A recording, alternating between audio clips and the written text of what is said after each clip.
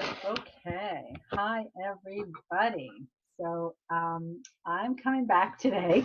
If you were here this morning, you know that I tried a webinar with my colleague Tina Cafaro and we couldn't get the dual faces to work. So I thought I would just hop back on and try to talk to you myself today. Now, I don't see this on the screen anywhere. So I wonder if anybody could just let me know that you can hear me and see me. Yeah, I don't see anything here on the page. Let me turn off the volume. Well, okay, I guess if it's not live, then it's going to be recording because I'm going to talk. So, okay, today I wanted to talk about cravings. And, you know, this is something I hear about all the time. So let me first introduce myself for those of you who don't know me. I'm Ricki Heller from rickiheller.com. And what I do is help people on restricted diets learn to love their food again, no matter the dietary restrictions, so that they can get back to healing their bodies and focus on living their best lives. And that to me is one of the best and most fun jobs in the world. So one of the things I hear a lot from people is about food cravings. So I'm just going to give you some scenarios because I think this happens to all of us. I've certainly been there myself. But you might start off with, you have some new program like a candida diet, or you have been told you need to eat gluten-free or cut certain other foods out of your life. And you start off gung-ho and you're really committed and you manage to stick with it. You kind of like force yourself to stick with it. And from there, I don't see myself live, sorry guys. And from there, you just keep going and then something happens and you get tripped up. So as an example, maybe you go out to dinner with your friends and everybody is eating pizza and you just suddenly are overcome with this desire to eat pizza. And so you buckle and you give in. Or maybe you've had an argument with your spouse. Not that I know anything about that. And then you're stressed out and you buckle and you go and you have some chocolate cake or some ice cream to make yourself feel better. Or maybe you get home after a long, hard day at work and it's evening and you're sitting watching TV with your husband and suddenly you're just overcome by this desire to have potato chips. And so you go to the kitchen, you get a big bowl of potato chips, you dump the whole bag in, and before you know it, the whole bag is gone, right? So I think we all deal with these kinds of food cravings.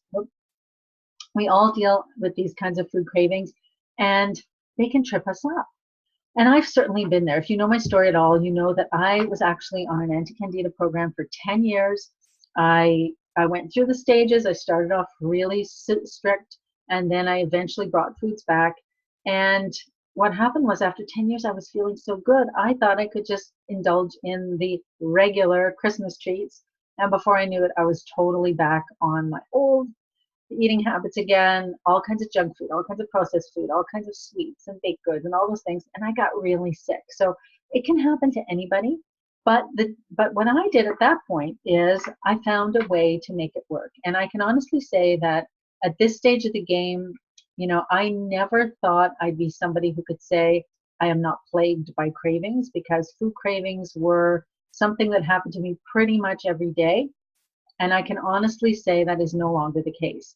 And when I eat stuff that's delicious and sweet treats, which I consider myself a sugar addict, when I eat things that one might consider sweet treats like brownies or chocolate or that kind of thing, I can eat them and I can have some and then I'm okay. And I don't have that compulsion to go back again and again and again. So absolutely, this kind of behavior can change. And that's what I want to tell people about today. So how did that happen? Well, I'm just going to check and see. Sorry, guys, I don't want to interrupt myself too many times, but I want to just see if perhaps this is indeed broadcasting. And doesn't look like it.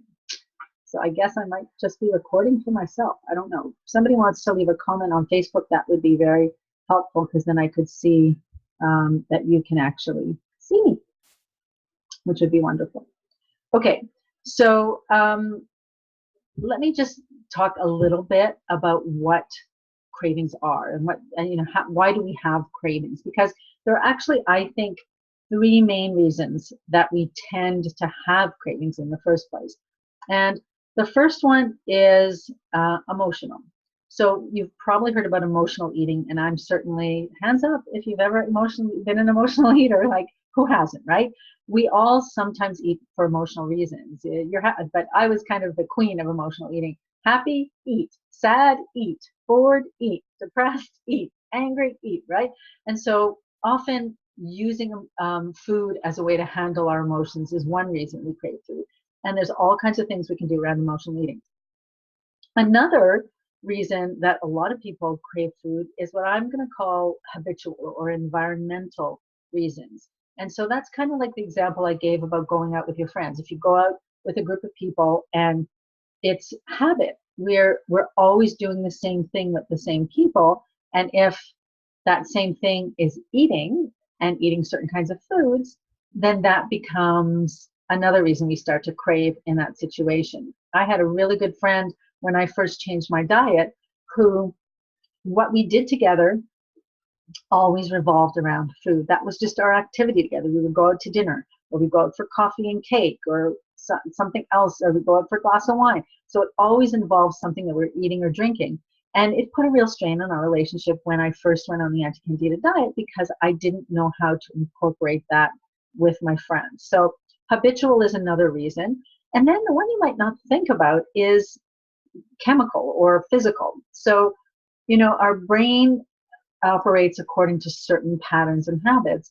And the body chemistry that we have, based on what we eat, how we feel, environmental factors, medications, all kinds of things that influence our body chemistry, that can shift your blood sugar around to such an extent that you might crave foods. So we've probably all heard about, how somebody might eat something really sugary and they have this really quick lift in their energy levels, and then boom, there's a crash later on. So like the 3 p.m. crash that I used to have every single day while I was working.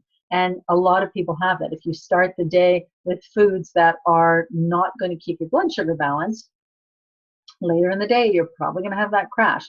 And I can clearly remember one day while I was teaching in my office about 3 p.m., I was trying to mark papers before my next class, and I literally could not keep my eyes open. I had to shut the door to my office and put my head down on my desk for a few minutes.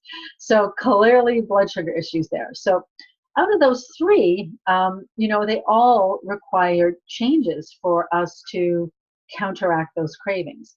But here's the thing. My feeling is, and this is how I managed to really, I would say 99% eliminate my cravings. And it wasn't instantaneous, but this worked for me. And this is what I want to share with you to consider.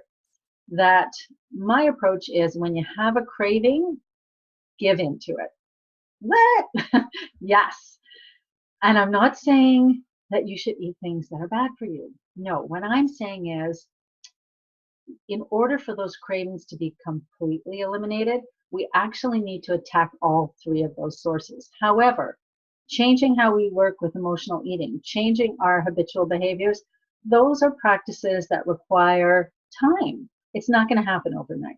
And you need to have strategies and ways to approach that. However, changing your blood sugar balance is the one that you can get the quickest results from, just by changing what you eat.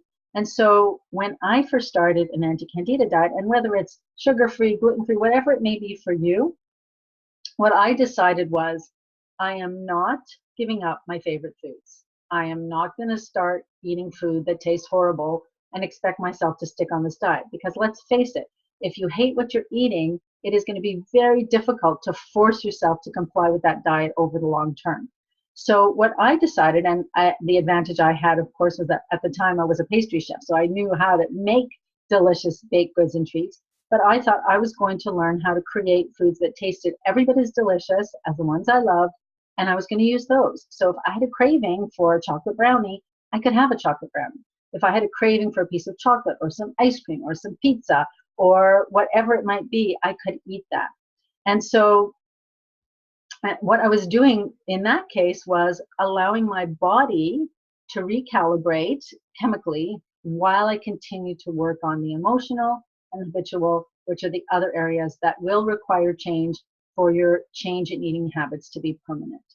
And it worked. So here I am, and I can honestly say that the kinds of things that used to drive me to eat and the kinds of cravings that would propel me towards food, they just don't happen anymore. And I feel like I'm still eating foods I love. I don't feel deprived.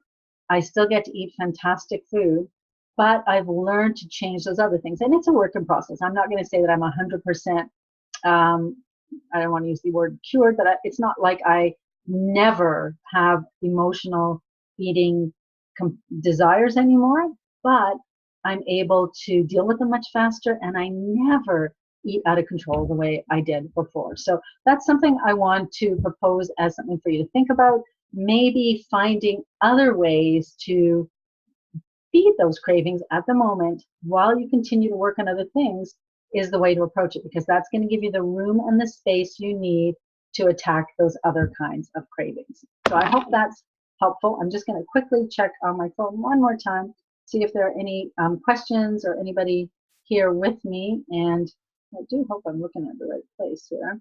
So I'm on my Facebook page, and I don't even see my Facebook Live. So Zoom is telling me it's live, so I'm somewhere on Facebook. If I'm on somebody else's page, hi everybody, I don't know where I am. But in any case, I'll go back. If you do have any questions or comments for me, you can leave them in the comments and I will come back and check. But I wanted to tell you about something that is going to approach eating in this manner. And it's a new program of mine called Reclaim. I'm really excited about it, in which I'm going to be teaching people this process that I'm talking about, where we look at all three different types of food cravings and the different areas where we can change our eating habits. Is actually looking at eating as well as behaviors, so that you are able to permanently change the way you eat for a healthier diet, switch over and not go through the sense of deprivation where you're suddenly so compelled to go back to eating that old way. Because once you change your eating habits for the better, if you've got celiac, or if someone has diabetes and they need to cut out sugars, or if you have candida, that's something that you want to be able to keep, because every relapse makes you a little bit sicker and pulls you back towards that whole realm of being unhealthy. Whereas if you can stick with it, then you're going to be on the route to improving your health over time. So I'd love to help you do that. If this is something that sounds interesting to you, this is a beta program, so it's running for 1 month. It's just a 1 month commitment. We're going to meet in the evenings 4 times during the month. So you have to be able to commit to 4 different meetings. And it's for a small group only, to share this experience and to go really in depth and to begin to change our behaviors when it comes to what we're eating. So if you're interested, there is an application process, and I'm going to look at every application and contact everyone one way or the other. So if that's something that appeals to you and you'd like to get going on this, you can just go to rickiheller.com/reclaim, the word reclaim, and that's how you can fill out the application, and I will get back to you in the next couple of days, because we are starting next week. I'm extremely excited and I can't wait to dive into this. So I apologize that I can't see any comments here if people are leaving questions, but I am looking on my Facebook page and I don't see anything here on my phone. So I am going to go back to that as soon as I sign off, and that way I will be able to answer all your questions there. Okay, everybody, thanks so much for tuning in today, and I will see you guys again. Take care. Bye.